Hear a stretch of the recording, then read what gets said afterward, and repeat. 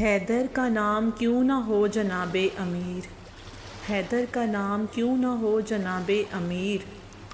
حیدر کی سب سے قیمتی دولت ہے فاطمہ سلام علیہا۔ حکم خدا سے جس گھڑی میرے رسول نے زہرا کا ہاتھ دے دیا حیدر کے ہاتھ میں، بولے یہ جبرائیل بھی منظر کو دیکھ کر کتنے حسین لگتے ہیں دونوں یہ ساتھ میں۔ سبحان اللہ العظیم۔ یکم ذوالحج عقد امام علی علیہ السلام و سیدہ فاطمہ الزہرا مبارک، اور اس نے دو سمندر ملا دیے جو باہم ملتے ہیں۔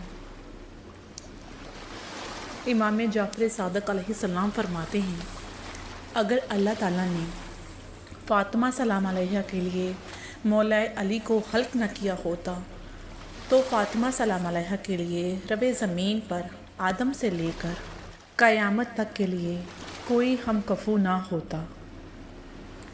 قبر میں اکیلے ہی جانا ہے، بہتر یہی ہے کہ اپنے قبر کی روشنی خود ہی لے جائیں، اور روشنی کا سب سے عظیم ذریعہ اہل بیت سے رابطہ ہے۔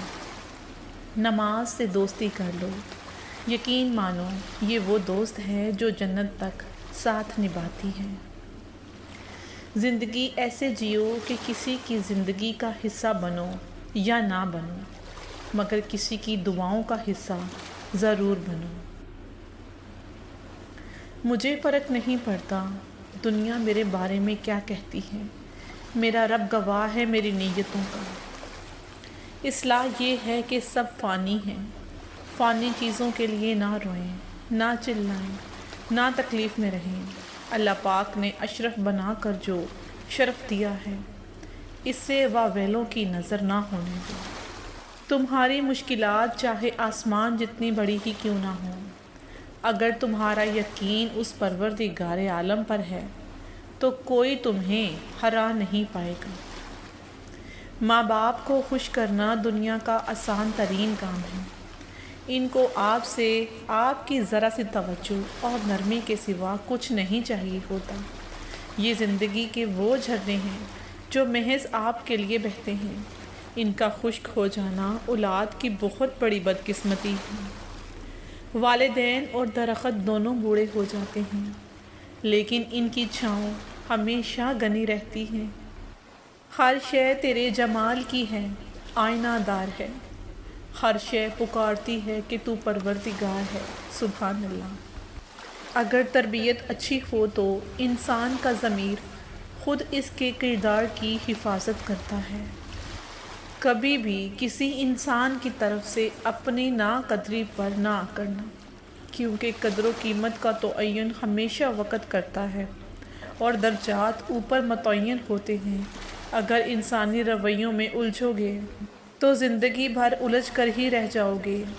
بس عیب اور غیب کے جاننے والے کے ساتھ اپنے معاملات سلجھائے رکھو، یقین مانو ساری الجھنیں اور سارے مسائل اپنے آپ دور ہو جائیں گے۔ اللہ ہمیں کبھی ایسی مشکل میں نہیں ڈالتا جس سے ہم نکل نہ پائیں۔ ہمیشہ کوئی نہ کوئی راستہ ضرور ہوتا ہے۔ دعا کریں کہ وہ راستہ آپ کو نظر آ جائے۔ زندگی کے سفر میں آنے والا اندھیرا غار کا نہیں، سرنگ کا ہوتا ہے، جس کے آگے سرے پر ہمیشہ روشنی ہوتی ہے، مگر یہ بات حوصلے کے ساتھ چلنے والے ہی جان سکتے ہیں، مایوس ہو کر بیٹھ جانے والے نہیں۔ جو رات کی سیاہی سے گزرتا ہے، دن کا اجالا بھی انہیں ہی ملتا ہے، کسی کو ہدایت کی صورت میں اور کسی کو انعام کی صورت میں۔ والدین کی دعائیں تسبیح کے دانوں کی طرح ہوتی ہیں جو اولاد کے حق میں ہر وقت ہر پل تسبیح کے دانوں کی طرح گرتی رہتی ہیں۔ اللہ یہ دعا مانگنے والے ہاتھ ہمیشہ سلامت رکھے، آمین۔ اللہ کی چاہت پر سر کو جھکا دو اور انتظار کرو اس گھڑی کا کہ جب وہ تمہاری چاہت پر بھی کن کہے گا۔ عزت اور تعریف لوگوں سے نہیں مانگی جاتی، اللہ کی ذات دیا کرتی ہے۔ ایک بری عورت 100 مردوں کو گمراہ کر سکتی ہے، مگر 100 مرد بھی ایک نیک عورت کو گمراہ نہیں کر سکتے۔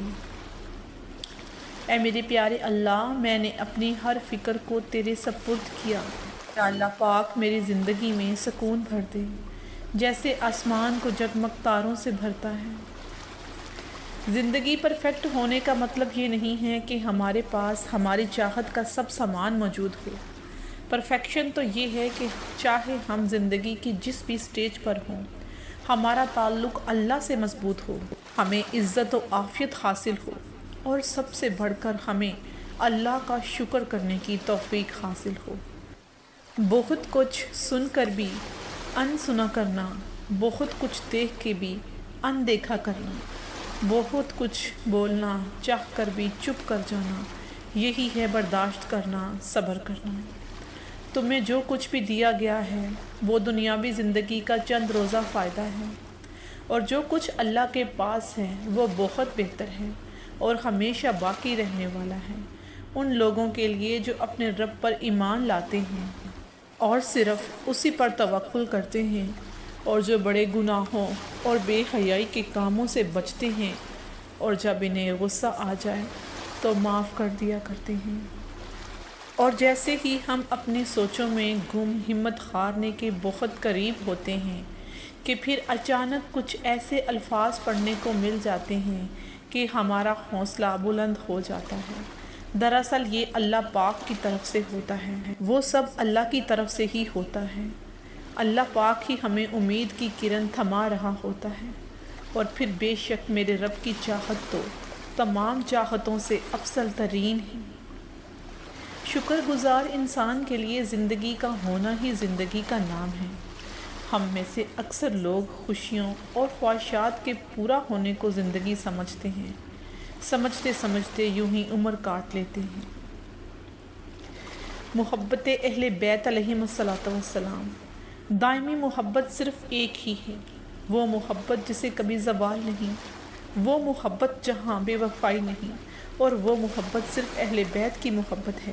آپ یقین مانیں کہ دوسری ہر ایک محبت کی مدت ہوتی ہے، پہلے اس کی شدت میں کمی آ جاتی ہے اور پھر وہ ختم ہو جاتی ہے، لیکن محبت محمد وآل محمد ایک ایسی چیز ہے، ایک ایسی پاک عبادت ہے، ایک ایسا پختہ ایمان ہے جو ہماری زندگی کو روشن کرتا ہے، ہماری آخرت کو روشن کرتا ہے، اور ہمیں اس محبت میں اپنے آپ کو ڈھال لینا چاہیے اور دنیا کی محبتوں سے کنارہ اختیار کر کے اپنی راہ کو محبت اہل بیت میں ان کے دامن سے لگا لینا چاہیے۔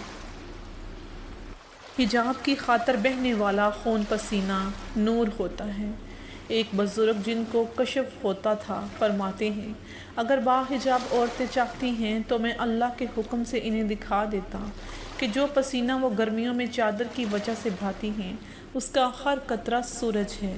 تم لوگ خدا کے روشن سورج ہو جو پسینہ چادر کے نیچے بہتا ہے، 3 جگہوں میں نور بن کر ظاہر ہوتا ہے، قبر میں، برزخ میں اور قیامت کے دن۔ اگر بدحجاب عورتیں چاہتی تو میں انہیں دکھا دیتا کہ ان کے سر کا ہر وہ بال آگ ہے جنہیں وہ نامحرموں کو دکھاتی ہیں۔ پردہ قید نہیں ہوتا، پردہ اس خوبصورتی کو چھپاتا ہے جو چھپانے کے لائق ہوتا ہے، تاکہ اس خوبصورتی کو صرف وہی دیکھ سکے جو اسے دیکھنے کے لائق ہے۔